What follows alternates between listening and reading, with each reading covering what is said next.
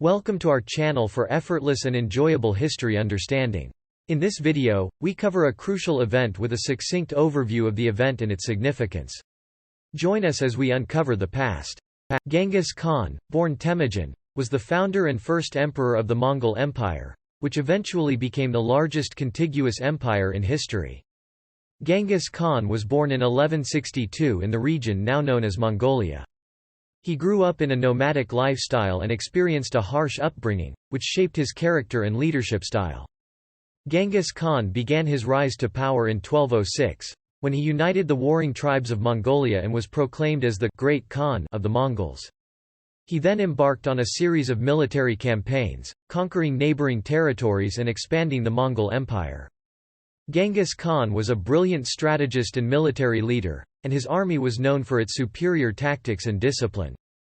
Genghis Khan's empire stretched from Asia to Europe, encompassing modern-day China, Russia, Korea, and parts of Eastern Europe. He was known for his ruthlessness in battle and his determination to expand his empire at all costs. However, he was also a wise ruler who implemented a number of reforms that helped to modernize his empire and improve the lives of his people. One of Genghis Khan's most notable accomplishments was his creation of a unified legal code for the Mongol Empire. The code, known as the Yasa, established rules and regulations for everything from hunting to taxation to marriage. It was a significant achievement that helped to centralize and modernize the Mongol state. Another of Genghis Khan's legacies was his promotion of religious tolerance. Unlike many conquerors of his time, Genghis Khan did not impose his own religion on the territories he conquered. Instead, he allowed his subjects to practice their own religions freely, and he even employed people of different faiths in his government and military.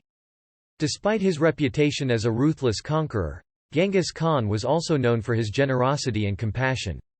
He was a patron of the arts and supported scholars, poets, and musicians. He was also known to be kind to his subjects and would often distribute his wealth and resources to those in need. Genghis Khan died in 1227, and his empire was eventually divided among his 4 sons.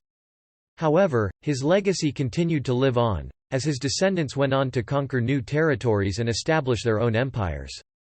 Today, Genghis Khan is remembered as one of the most influential figures in world history.